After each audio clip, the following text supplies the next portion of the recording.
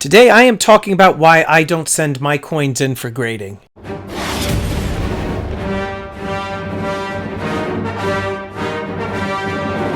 How you doing, everybody? Welcome to Empire Precious Metals. Stormy here. If you're new to the channel, I'm not a financial advisor. I'm a guy in a bucket talking about precious metals, so make sure you blast that subscribe button, get the bell notification clicked. That way you get updated with any new content. Today I am talking about the reasons why I do not send my coins in for grading.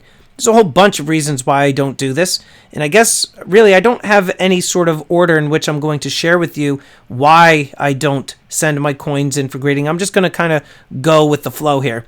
One reason that I don't send my coins in for grading is the pricing of the submissions of coins. I want to show you real quick the prices associated with submitting your coins into NGC or PCGS. So there's a couple things that you need to look at when you're submitting your coins to any grading service, whether it be NGC, PCGS, and so on. A lot of these companies, they'll have different tiers available to you depending on the quantity of coins that you're going to send to them.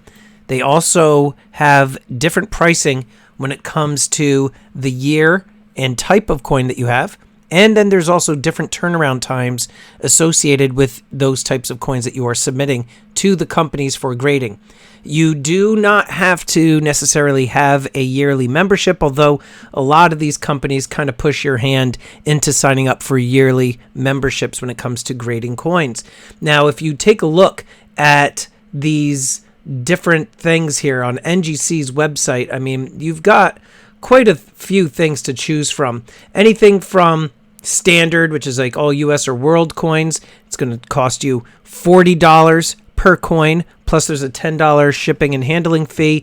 And look at the turnaround time. You've got 80 days turnaround time, 72 days for worldwide processing. You're looking at specialty gold, US coins only. They're talking about California fractional, Indians, etc. $40 here in the US. Gold, you're looking at $30. I mean, there's a whole bunch of different price options. And then here, max value per coin as well. That is also there for you to take into consideration. Now, a lot of the things that people are submitting to NGC or PCGS typically tend to be from what we see in the stacking community. And again, we're not talking numismatics, we're talking stacking. You're looking at the more modern day bullion, like the, Queen Anne's Revenge coins, Black Flag, if it's like the Justice League coins or whatever. So here you have, modern coins, all US or world coins struck 1965 to present, and you're looking at $20 per coin. Not entirely expensive. However, the one thing for this that you do, again, want to consider is the turnaround time. You're looking at, on average, 75 days in turnaround time. So there's one reason, okay? You're looking at the extra cost that is added to a particular coin. The other thing, again, is time. It takes a lot of time to get your coins submitted and graded and then returned to you. When you look at the entire process from acquiring a coin, submitting it to an NGC or PCGS, having them grade it, then having them send it back to you, and then for you to either have it then in your collection, or if you're looking to resell it, you're looking at least 2, 3, sometimes even 4 months, depending on the situation. And we saw, because of COVID, we saw a major backlog across various grading companies. They just had a lack of employees, and plus we saw the overall collectible market skyrocket. People were looking for something to do, and so we just saw such a high demand and not enough supply of labor to meet that demand. So you're looking at extra money. Then you're looking at extra time. And for me as a reseller, time is money. In a few moments, you're going to see an interview that I have with Silver Husky talking about a third reason why I don't send my coins in for grading, and that has to do with human error. This actually was something that I never even thought of until recently with Silver Husky's experience when he sent his Wolverine error coins to NGC. It's actually quite astonishing, to say the least, as to what happened with the coins that he sent in. Why don't we take a look at that interview and then hop back here in just a few moments. All right, everybody, I'm really excited to have my friend Silver Husky on here. Husky, how you doing, buddy?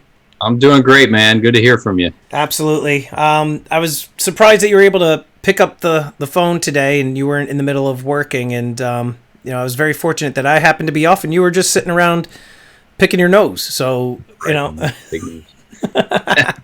So listen, already, we've spoken about this topic about sending coins into NGC or PCGS and, why people should or shouldn't do it. And to give people some context as to why I have you on here, do you mind if I quickly share with everybody the story behind the Wolverine error and everything that we were doing? Okay. So those of you who are unfamiliar with my channel or Silver Huskies, we had been given a tip from Paulie Buck that these Wolverine error coins were minted by the Perth Mint. I ended up ordering a tube, and I was lucky that I was able to get 18 of them. And then I spilled the beans, and I shared with Husky and with DOA and Guido and a couple other people that a particular company had these coins, or that's where I got them, and you guys all went out and bought some, and you were able to get a tube, right? That's right. And I think Guido got a tube, and then I think everybody else in our little group were unable to secure any. So I think between you, Guido, myself, Paulie Buck, I think what did we estimate? Like 64, 65 were actually accounted for. Right around that. Yeah. Mm-hmm. And I think, and you and I both pestered Perth Mint about the Wolverine errors, asking them, how many were minted, and we stayed on top of them. And finally, I think they replied to you first. What did they tell you? Actually, I think the reply was to you, and they did confirm it. They did confirm, however many. I think they said it was no more than 400. Right. And outside of our group, I only knew of one other person who claimed to have a tube on Facebook, and that was it. So Did you see anything with the sale? He did or did not? No, he didn't show it, but he said he had one tube of the 2018. So I mean, that's again hearsay, but at most, I think we've heard of about 85 of them. Right. Yeah. And that means the other 320 or so are out there and in people's possessions. They just don't have any idea because they're not looking at the date on the back there. It never occurred to me. And when Paulie Buck called me and he's like, "Hey, take a look at the obverse of your coin," and I looked and I was like, "Whoa, that what is going on here?" And so fast forward, I ended up telling you and DOA and Guido that even though we were all, friends and we were all selling precious metals, I said that I viewed you guys as a form of competition because we had a lot of the same customers. So what I wanted to do was pretty much sell into the hype and offload these as quickly as I could. You had a different strategy, which was what? Well, I believe we sold a couple of them up front just to recoup the cost and maybe have some more operating expenses. But the plan was to kind of cherry pick the best that, just eyeballing it. Obviously, we're not opening them out of the capsules, but cherry pick what we found to be the best specimens and send those into a grading service twofold, right? The first reason would be we would like to have seen, a handful of 70s pop up. If you're familiar with the whole grading, I guess the propaganda behind it is if you're holding a coin and it's in 70, that means it's pretty much certified to be a perfect mint coin, mint condition coin with no flaws. That was the hopes. The second side of that is to encapsulate it in a way to protect it a little bit better than a capsule could. Right. Of course, these capsules, like the one that you're holding there with Wolverine, it can be opened, right? Versus those slabs, the two slabs that you've got there on your table, those can't be easily opened. Of course, you could, bust them open, risk damaging the coin, but for all intents and purposes, that's a protected coin. Right. It can go generations like that. Now, like I said, sold through these, I think, in a matter of 3 weeks. Yeah. And you, DOA, Guido, you guys decided, let's send in a handful. That way we can try to get these MS70s and have something really, really valuable on our hands. And for me, I viewed this as, okay, I got the coin for, $45. Let me try to sell this for 10 or 20 times what I got for the paid for the coin in the first place. and I viewed the turnaround time with NGC and PCGS to be really a handicap or detrimental to the ability to sell these and make a profit. And so for you, not only did it take you a long time to get them, but something else much worse that was completely unforeseen occurred. Do you mind sharing with the audience what happened? Absolutely. So it was two separate submissions. The first batch went early on, as soon as they came in from the company that we all purchased them from. We took about 6 or 8 of them and we sent them into NGC. NGC only because I already had a membership with them. Only reason I have a membership with them versus like PCGS was I just like the way the the containers look. Yeah. The slabs. They look Right. a little cleaner, neater. Some people like the PCGS look a little better, but I went with NGC. So we sent them in. They came back maybe 3 weeks later. No, not 3 weeks. It was 5 or 6 weeks later. So it wasn't a terrible turnaround that time. Again, this was It's about a year ago, right? Months. Yeah, it was a handful of months after COVID first kicked off. So, all of the, I guess, I believe it was probably lack of employees. Sure. That whole issue didn't really kick in yet. So they were able to cycle through these coins relatively quickly, got them turned around back to us. I think only one of them came back as a 69. The rest of them came back as 70s, no big deal. Then once I received those, we had to talk, me and John, and we were like, whatever, let's go ahead and send the rest back in, see if we can score a couple more of these 70s out. Mm-hmm. Again, all of those capsules were sealed. We never opened any of them. We don't fidget with I don't mess with them. And if you've seen any of my videos, you're going to see that I almost never, ever touch a coin raw dogging it, right. like with no gloves on. And because that stuff messes up your coin. And for people to know, too, this I did take out of the capsule that it came in. Originally, it comes in just like a regular clear one. I like the look of the black ring better. But to your point, you kept everything in its original capsule. You sent it off, and then you waited, I think it was 5 or 6 weeks again for those. What ended up happening? Well, it wasn't 5 or 6 weeks. It was about 5 weeks, 4 or 5 weeks for them to even register having received them. Holy cow. Okay. So, and then they sat in their vault for maybe another month. And then from the vault, they finally changed the status of it to in grading, right? Stayed like that for about 2 months. So you're looking at 4.5 months right now. Easy. Yeah, easily 4.5 months. Absurd. Yep. And then when the grade finally came in, it was horrific. What was it? 64s? 66 was the lowest. Okay. But you're talking about a brand new coin in mid condition in the capsule, right? For that to be a 64, you're talking tremendous production flaws on the Perth Mint's part. And that's not the case. These coins all came in looking relatively great. Like I would have said at worst, maybe a 69. Right. Maybe a 68. Now I'm going to be showing, as you're talking about this, I'm going to show some video footage from your video, which you give consent to, correct? Yeah, that's correct. Yeah, you can show whatever you want. Because I can't do it justice. I've already offloaded those coins, and I'll talk about that whole debacle. But the ones that they sent me, when I received them, I'll give you the scenario. We were picking up my son from his school. It was me and my wife sitting in the front seat of the car, and I'm just unboxing this thing while we're waiting. And I was so excited to see what they looked like.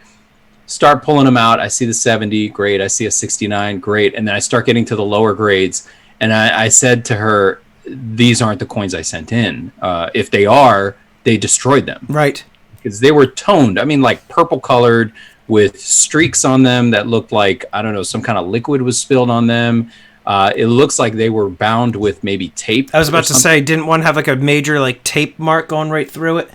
Right, like you see on those Morgans that are like kept in those books for 20 to 50 years or whatever. It's the same concept. So in my head, I'm thinking, okay, somebody pulled these all out of the capsule, set them on their desk, and forgot about them for about 2 months. Oh my God. And must have been eating a lot of boiled eggs because these things got toned. Disgusting. They were disgusting. They were absolutely horrific. And fine. And then they graded them according to how they looked after they got ruined. Well, I think the hard part was when I tried to reach out to NGC to get some kind of resolution on it. And I always, I was raised with the customer's always right. And of course, there's some nuance to that. If they're lying to you, if you know that they're straight up scamming you, then no, they're not right. But in this case, I did nothing wrong. I submitted these coins. They were fantastic when I sent them in, and they came back destroyed and graded, reflecting that destroyed grade. So the back and forth conversation with them was, hey, look, these coins selling on Empire Precious Metals auction for $800 a piece to $900 a piece raw, seen them on eBay selling for $1,000, and somebody had one graded in like a double capsule through PCGS, which was cool. Those were selling for over $1,000. Awesome. So basically, you destroy my coins, and I can't sell them for even close to what I could have gotten as a 70. Right. Yes, I'm a reseller. Yes, that's where my profits are made, are on those big margins like that, because it doesn't happen often, and I can't recoup that. Sure. How can you help me out, NGC? How can we fix this? And their responses were, A, send everything back and we'll regrade them. And I said, what would that do? You're going to give them the same grade, if not worse. If not worse. Not worse. And B, you guys are the ones who messed it up. So it's going to take me another, 5 months to get these coins back for what? So I was like, let me offload these on my own, but I would like some kind of work with me, help me out. Can you at least give me a portion of what the claimed value was? And they said no. They said the best they can do is refund me the grading service fee for those coins specifically. So I think it totaled to like $120 or $150, something like that. It's ridiculous. Yeah. It's ridiculous. And, you would think a big company like that, they could have at the very least looked at your membership, the amount of things that you've sent in, because you don't just send in one thing here or there. You tend to send a lot into NGC. Well, you did, not anymore. No, not anymore. It was about 10 to 20 coins at any given time, and they were big coins too. Gold would be 5-ounce Libertads, sizable stuff. Yeah. So what would you say in terms of advice to anybody that's even thinking about sending in their coins to be graded? Well, it's tough because, again, this could have been the error of one grader, right? One person, because ultimately these are opinions of a person who's looking at them. Maybe he didn't see a certain thing that was wrong with it, or maybe he did, and maybe he put something on it and had to grade it accordingly. So you're dealing with the human error factor. So I would say, if you're going to have something graded, pick a company that you trust and believe in. Always take pictures and videos of everything you're sending in before sending it in. I wish I had done that. I was going to say, but at the same point, that if they wanted to be sticklers or wanted to still not help you out, they could say, oh, yeah, you videotaped putting stuff into this box, but you could have also, after recording, cut it out and packed it in a different box. Exactly. So it's you're really at the mercy of the company you're doing business with. And you said, pick a company that you trust. However, you think about it, NGC, it's a company that almost everybody in the stacking and numismatic world trusts. And here you had a really bad experience. And, when this situation happened with you, the thought of human error had never even crossed my mind. It's always been one of those things, time is money for me. I'd rather sell the stuff, make less profit, but sell it, as opposed to, waiting 2 months. Because the other problem, too, is that you risk the time of grading deteriorating the profits that you could be making. Like if something's on eBay, it could be decreasing in value while your coin is just sitting and waiting to be graded. You know what I mean? Absolutely. You're 100% right. But, I'm sorry that happened to you. It really it sucks big time. And I know you had, posted on Instagram and made the video, and there's only so much that you can do. Obviously, they lost you as a customer. I certainly will never be sending in any coins to NGC after hearing the experience that you had. And I appreciate you sharing your experience with the viewers. That way they can understand a little bit better as to, what happened and things that can happen, which a lot of people don't necessarily think about. So, Husky, I appreciate you, buddy.